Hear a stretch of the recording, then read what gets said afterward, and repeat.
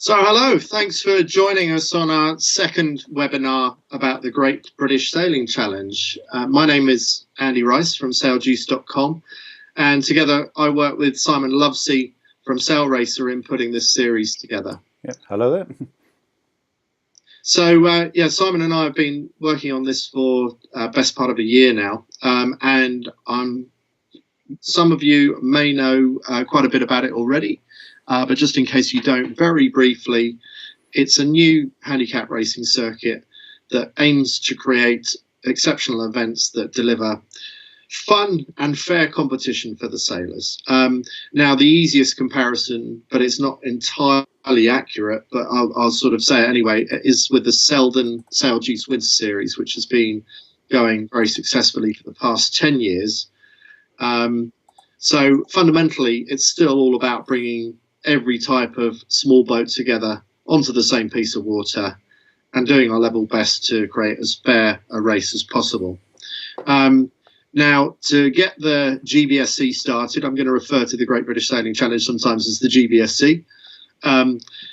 We use some of the events from the recent season of the Selden Sail Juice Winter Series to kickstart this first season of the GBSC, although we didn't use all of the events. And one of the key differences is that we use GPS tracking provided by Sail Racer, and some of the reasons why will become apparent in a few minutes from now when we dive a little bit deeper into the detail.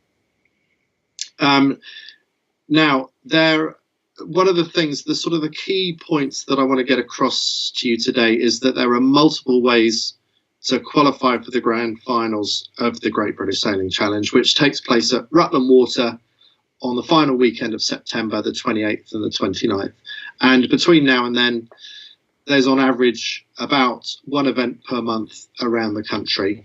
And as I already said, some of the events from the Selden Sail Juice Winter Series have already formed the beginning of the GBSC season. So the first one dates back to last November, the Fernhurst Books Draycott Dash, and that was won by Ben Schooling in a Musto skiff. But that was the first time that we did dual scoring in a way, wasn't it, Simon? So we did the standard scoring using the Great Lakes and the variation on the RYAPY, which most people will be very familiar with. Just talk us through some of the other work that you've been doing, Simon, in terms of tracking people's performance using GPS. Well, we've been doing quite a bit of work, actually working with some of the RS Aero class, looking at actually starting and how long it takes people to get across the line, which proves some interesting patterns of seeing different rows of starting coming up, which doesn't always bear out with the results, but we can record how long it takes for people to get across the start line, which actually does ram home the importance of being on the front row. Okay. Now, also there, you've been using a lot of you've been using the GPS tracking at a number of events, and at some point you're going to show us the numbers involved, the amount of races that have been tracked so far, the number of laps and things like that. So tell me whenever you're going to bring that in. I actually can't, just so you know, I can't actually see the screen. So I'm reading off my script, but I can't see what you're seeing on the screen at the moment. But basically, the Great Lakes numbers at Draycott worked extremely well because it was a medium airs event. So I think we had, out of the top 20 classes, top 20 finishers, I think 17 different classes were represented, which goes to show how strong the Great Lakes works in moderate airs. What we're looking to do with the dynamic handicapping that Simon's working on is also make the handicapping more accurate at both ends of the wind range. And to do that accurately, we obviously need a lot of historical data, which is what you're working on, isn't it, Simon? Yes, that's right. And we've actually now done 6 events and collected a lot of data, which we'll come on to in a minute. Okay, so the next event after that, in stark contrast to the sort of the very pleasant breezes that we had at Draycott was the Datchet Fly, which was probably about the windiest event that we've seen in recent years. Simon, I don't know if you remember what the top gust was there, but it was full on. Well, yes, we're actually now recording the wind every 5 seconds, and that's part of the calculation in our performance index. And I think we were probably nudging sort of 30 knots, but the wind was regularly over 20 knots. So in terms of average, it was certainly the most breezy event that we've seen over this winter. Now, the eventual winner was Richard Smith, the reigning RS600 national champion, who took advantage of the fact that in the RS600 you can actually take a chunk out of the rig, you can roll up the bottom of your sail, and you can sail with what Richard refers to as the kiddie rig, which doesn't happen very often. It's just a mark of how windy it was that Richard felt the need to do that. And so he won overall, but I seem to remember at the end of Saturday, after the handicap races on Saturday, it was a 420 1, 2, 3, which maybe isn't that surprising considering that the 420 tends to fly in the breeze. It's quite underpowered. It's got quite a small rig, but quite good righting moment with the crew on the trapeze. So it tends to perform extremely well in the breeze and not so well in the light. So Simon, give us an example there of how the dynamic handicapping and the performance index that you're working on. Yes, so I've just sort of put up the results on the dynamic handicaps for the Datchet Flyer, and actually on the corrected handicap to Great Lakes along the PY system, as Andy says, the 420s dominated after day one, but actually on the sort of adjusted handicap, it was a mixture.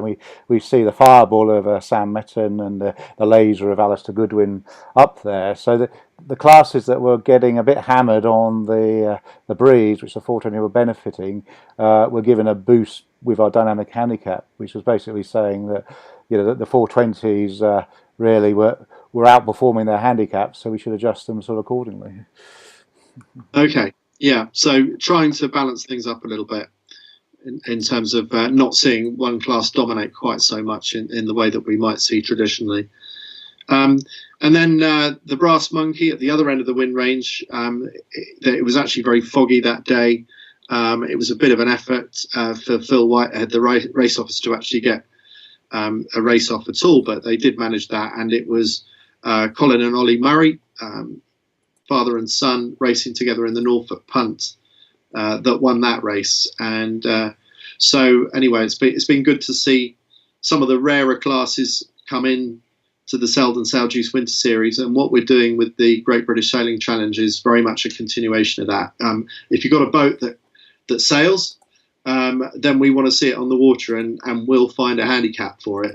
Obviously early on, when you get involved in the racing and we haven't seen much of your type of boat in the past, we haven't got a lot of historical data to go on, so you might start out on a tough handicap because basically you're not going to get a great handicap from day one.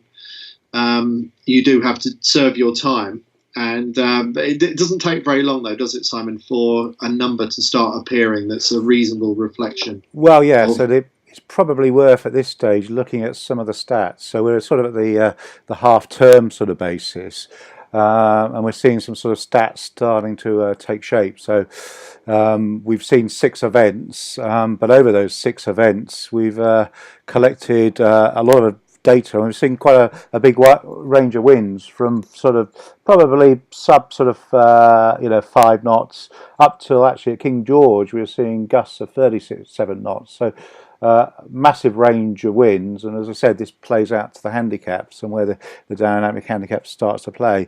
So over those 6 events we've seen 341 boats representing 70 classes, so again a massive spread of data and performance. In total that's been 19 races. We're recording the laps and also the legs, so that gives a massive, already in such a short period, 22,000 leg data across all that boats, and that's just in sort of 6 events, and the more data we get, the more the system will start to sort of learn itself. Brilliant. So it's amazing how quickly that data starts coming through the system. Now, I recently did the King George Gallop in a 49er, my first time in a 49er in about 13 years, sailing with someone that I hadn't sailed with before, 19-year-old Ewan Gribbin. So it was his second time in a 49er, so we had quite a lot on. It was a pretty full-on day. As you say, Simon, it was gusting up to 37 knots. It certainly felt like that in the 49er. And it was, with the wind direction that we had, it was actually quite difficult to get off the shore, as it sometimes can be on these steep-sided reservoirs. Queen Mary being another example. Anyone who's done the Bloody Mary will be familiar with the same kind of challenge. The difference with the Bloody Mary is it's a pursuit race. So you've got that gradual launch of boats, the slow boats launching first, and gradually, as the boats get faster, they launch later and later throughout the day. We could have had a logjam. We didn't actually have that many entries at the Gallop because it was such a horrendous forecast. But it got me thinking, what you're already doing, Simon, is you're recording people's best laps. And we've seen, for example, I mean, I'm an average Musto skiff sailor, not as good as Ben Schooling, who's capable of winning some of these handicap events. But sometimes I might be able to string together a lap. And maybe my lap might be able to come somewhere close to Ben Schooling best lap. Probably still won't beat him, but might get closer. So what we've been talking about since the Gallop is something that I think we're going to experiment with more at the next event, which is the Western Grand Slam coming up at the end of April. So Simon, tell us about the Friday, which is sort of a warm-up for the Western Grand Slam, but also serves as an important part of the Great British Sailing Challenge as well. Yeah, so the Western Grand Slam traditionally actually has been 3 days, but there was some energy to move that to 2 days, partly because of sort of time constraints. But interestingly, when it moved to 2 days, then there was a lot of people who wanted 3 days. So we sat down with the club and said, well, actually, can we do something on the Friday?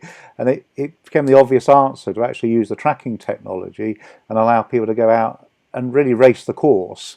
So a bit like Formula One qualifying. So they pick up the tracker, and the course is then, say, open for 90 minutes. They go through the start line. The system automatically records them crossing that line, and that could be at any moment between 0 and 90 minutes.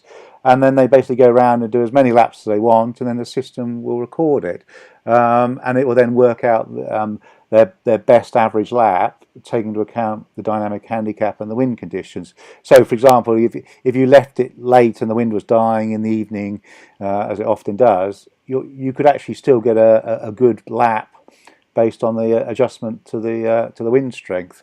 And it just really allows people to go out there and be flexible, but not be constrained by a set start time. And from the club's point of view, it becomes easier to manage. They just need to provide some basic safety cover, and that it really becomes an automated virtual race officer. Yeah. So one of the questions that we've had actually about this, and if you're watching live, feel free to send us some questions while you're watching this as well.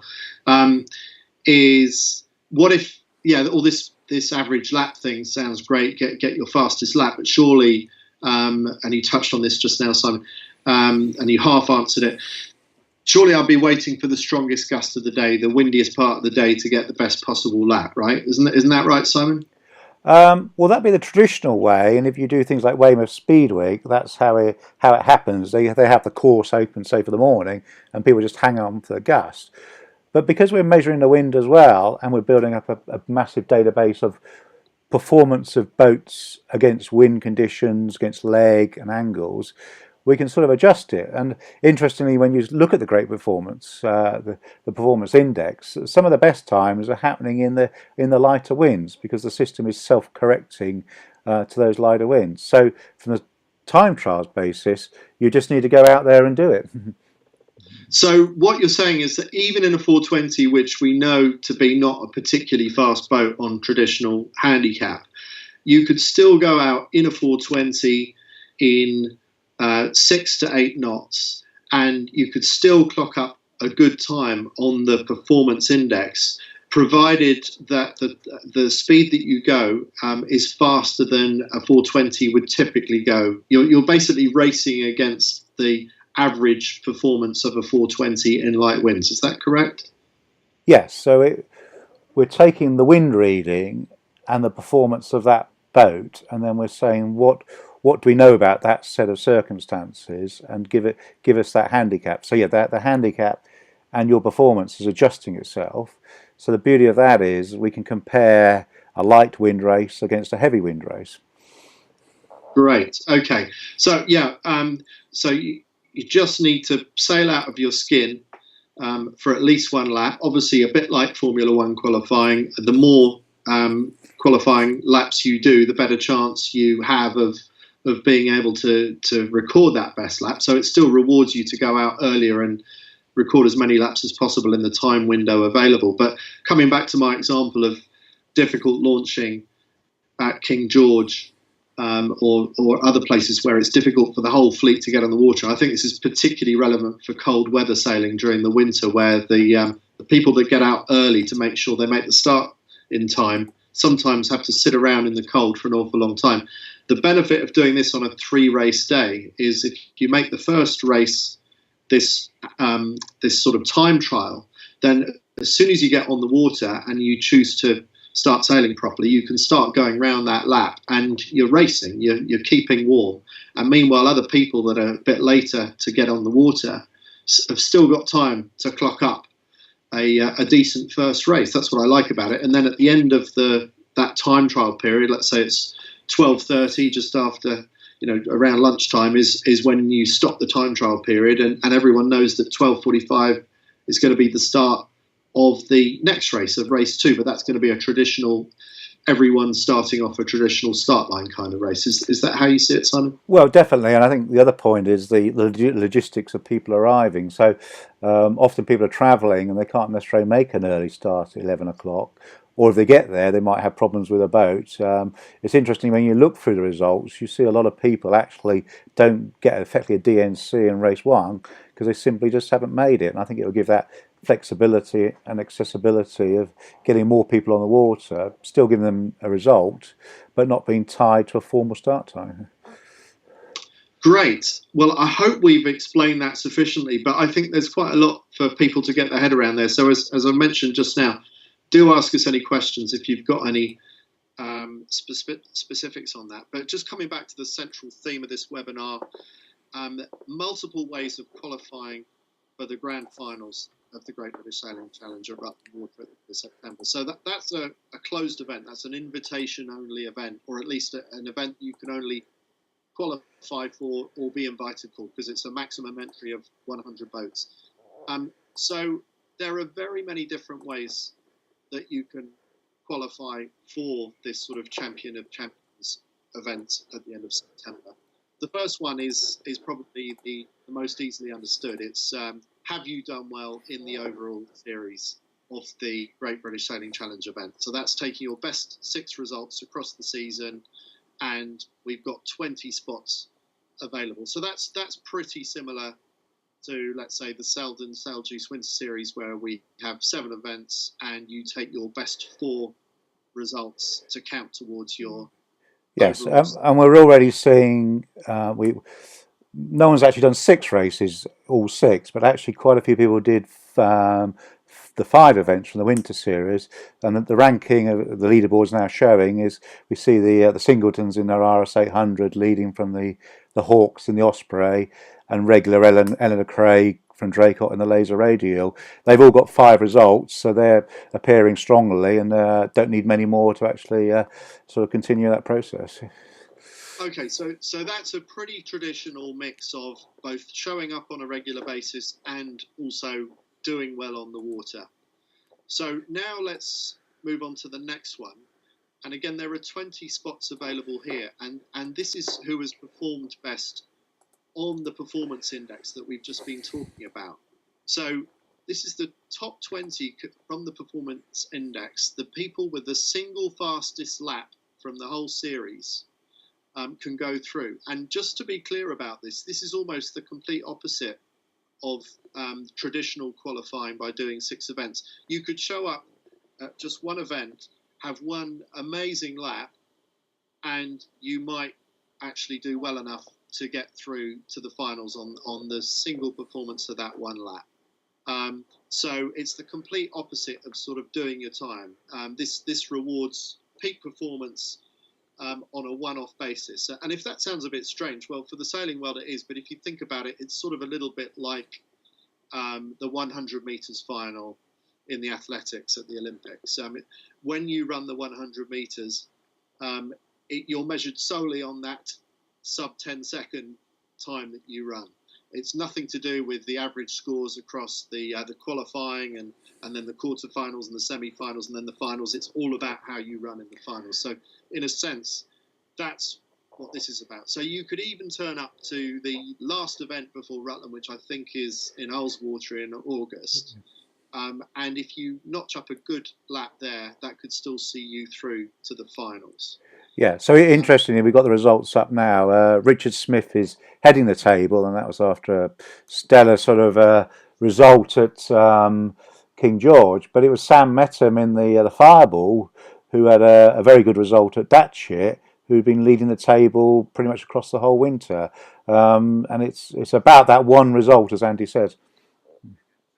So let's say Richard has scored the best that he's going to score on the performance index for the rest of the season. He's not going to better that. That doesn't mean that Richard is guaranteed a spot in the finals, because there's lots of opportunities in the events during the summer coming up now where people could topple him off that spot. So at the moment, provisionally, Richard is through based on his performance index performance, but there's plenty of opportunity for others to topple him off that top spot.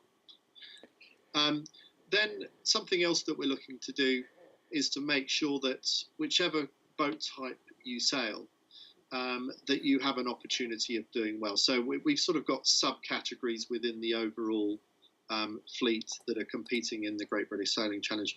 Now, we really struggle to think of sort of overall terms that describe the kind of boats that we're talking about. So at the moment, we've got fast asymmetric, slow asymmetrics, fast non-asymmetric, and slow non-asymmetric. How many double negatives can you have? But really what we're trying to differentiate here is boats that do big angles downwind and boats that pretty much go dead downwind. So when we're talking about the non-asymmetrics, we're talking both about spinnaker boats like Fireballs and Scorpions and 470s, but we're also talking about lasers and arrows and fins, as opposed to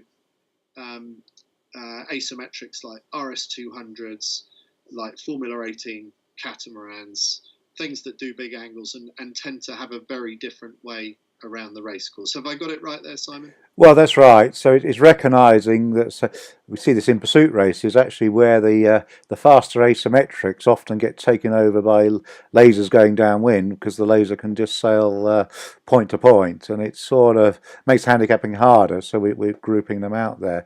So I pulled up the slow symmetric, so they're effectively the hiking single-handers, a few things like sort of enterprises, and we see Tony Cooper, who won the King George Gallop, leading that with a few lasers in there, but it gives them a chance in their own category to qualify. Great. Okay.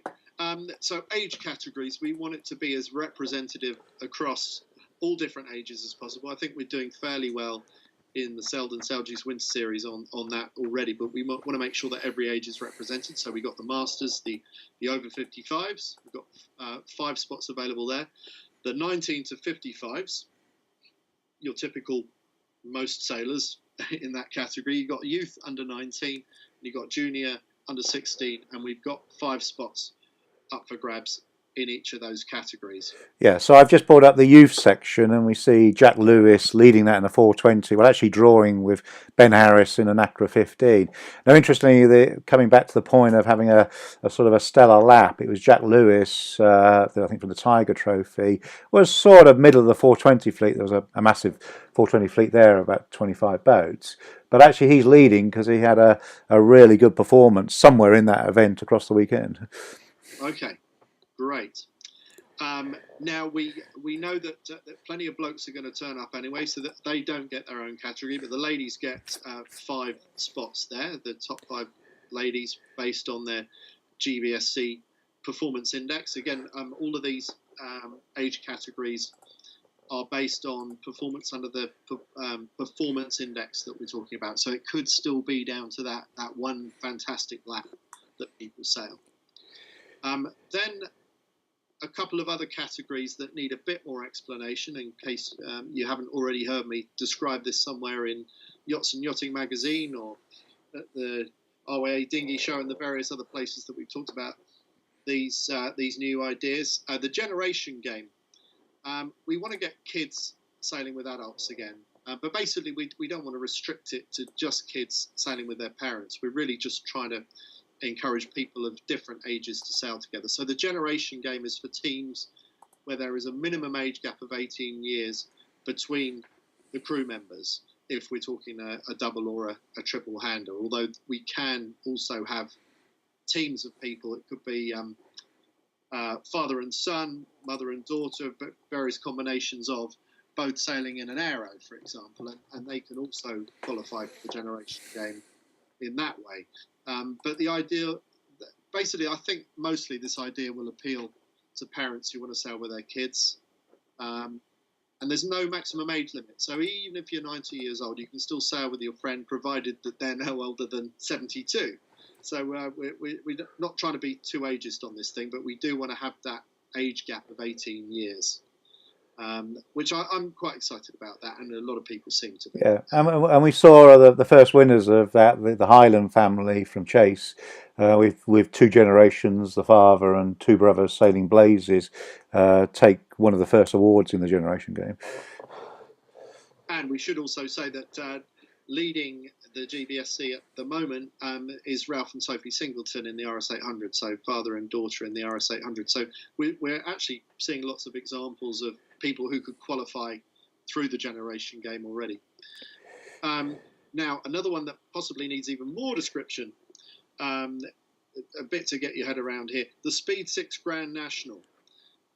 So how many boats do you see gathering moss under mouldy green covers in your club boat park? Pretty much any boat park in the country, I guarantee, there are boats that haven't been sailing for possibly years, possibly more than a decade.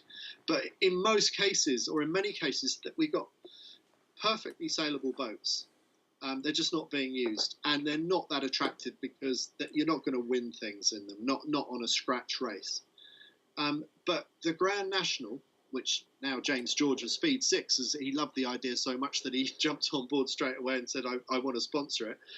The Grand National is here to encourage you to get any boat that's worth less than £1,000. That's why it's called the Grand National. Again, thank you, James George, for the name.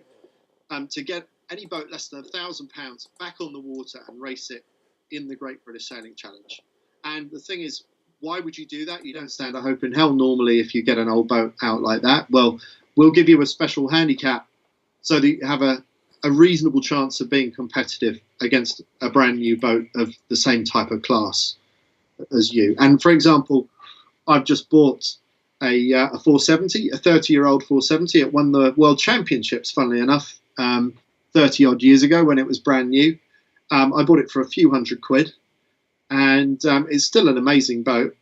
And so, you know, I hope to sail that with my son and have great fun in it, and also to be able to compete in the Speed 6 Grand National with that boat. And I know that other people have already started digging out some really nice boats out on the internet, on some of those popular for sale websites where there are some real bargains out there. You wouldn't believe what you can find. And I mean, just to give you a couple of examples, the RS 600, I mean, there's RS 600s are amazing boats, and they don't seem to fetch more than £1,000 second hand. And you've got a rotating carbon rig on this incredible single hander.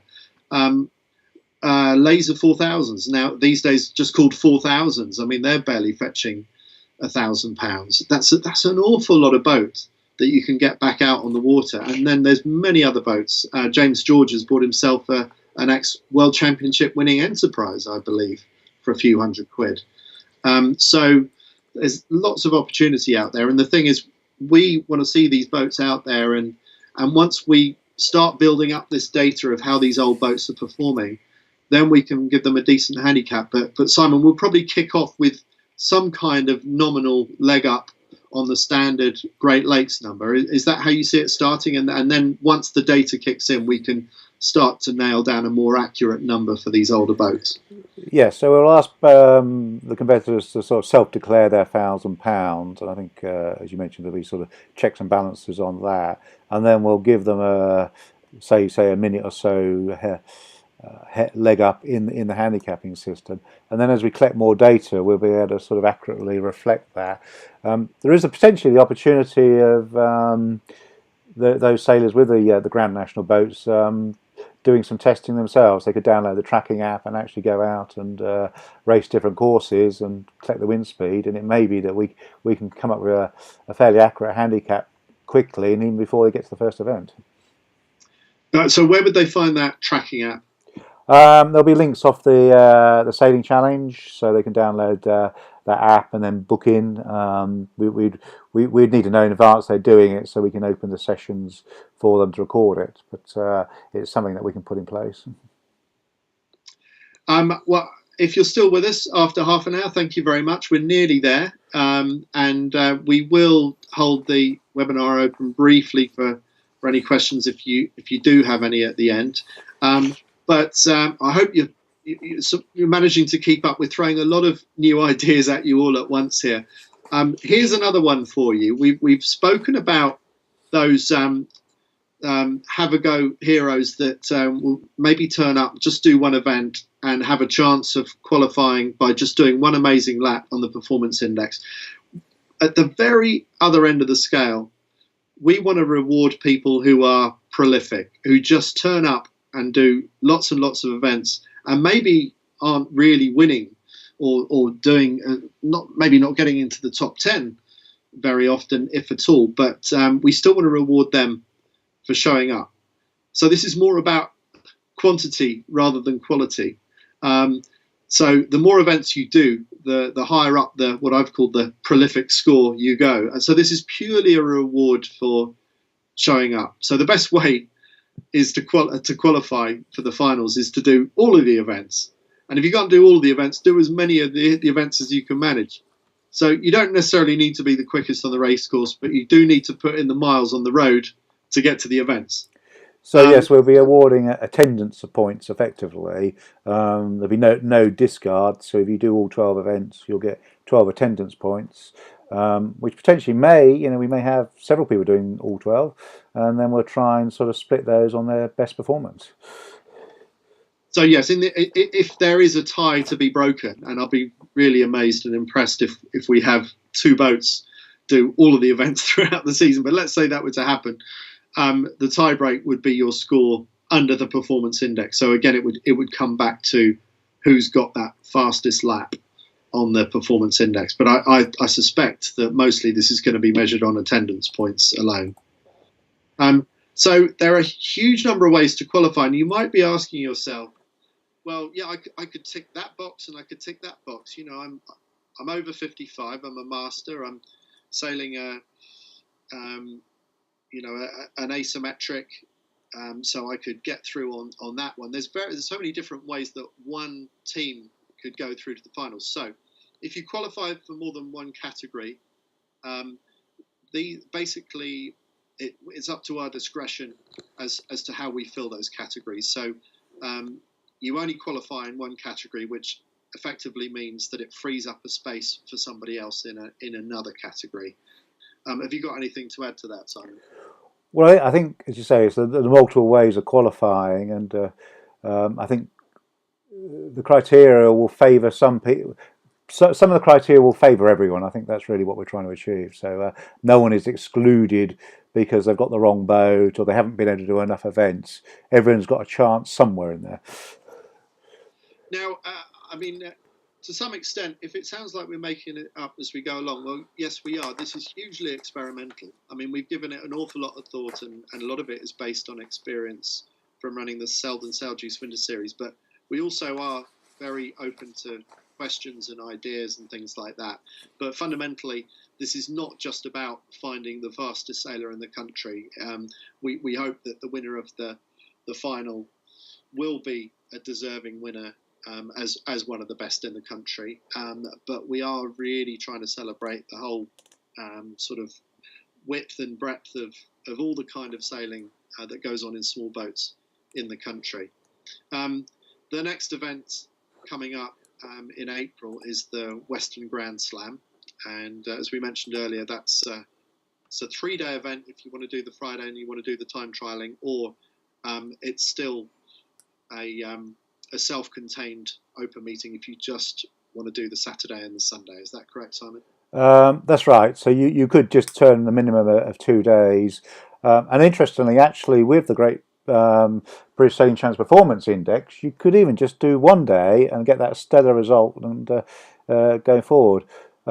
There's been a lot of work, as we all know, done on looking at participation, and it's not really money that's the defining factor these days. It's actually time, and that's one of our sort of key objectives here, is to make these as accessible as possible. So you could do 3 days, and people are saying they want to make a weekend of it and come and camp, which you can do at Western, and there'll be sort of various evening entertainment. Or you might just be able to drop in for literally 1 race, and you could achieve a result that could get you to the final in Rutland. Fantastic. So that's the next one, and then coming up after that in May is the Derwent Dam Buster up the other end of the country. So we're trying to have events all around the country, and I'm pretty pleased with how we've managed to do that. We go as far west as Plymouth, we go as far east as Wilsonian, and we go as far north this year as Derwent, and we've also got Ullswater up in the north, and we've got Bala in June in Wales as well. So fairly well represented. Be nice for 2020 to get Scotland in there as well. So Simon, I can't see the question and answer box. I don't know if there's any other. Well, we had a couple of questions that came in before. Perhaps we deal with those. One of them, I think we actually have answered, but just to reiterate it. So people are saying that we're 6 events in, and they're not really sure that they're going to be able to get their series in. Well, that doesn't really matter, as we said, that you could do 1 event or all 6 and still sort of qualify. So I think that's a key part of it. And another question we had, perhaps one for you, Andy. I know you're keen on the wind-based handicapping. Is that well, what if it is light winds and you know, I've never got a chance of achieving any top speed? Is it worth me bothering?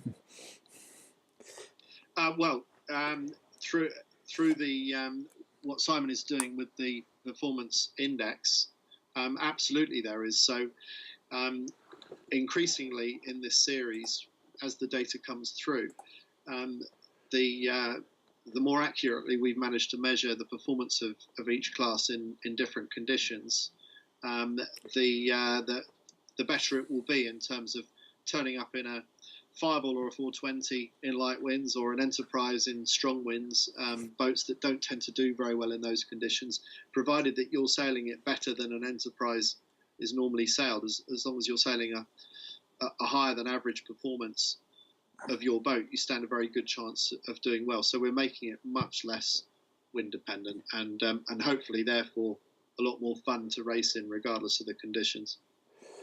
Yeah, okay. Lovely. Well, thanks very much for joining us for this webinar. There will be a recording of it afterwards, so please share it around to anybody who hasn't managed to see it live. And if you've got any more questions, please go to sailingchallenge.org and ask us what you'd like to know. Okay. So that's all from me, Andy Rice, and thank you, Simon, for all your insights into the work that you've been doing with the GPS data. So good night and enjoy the rest of your evening. Right. Thank you very much.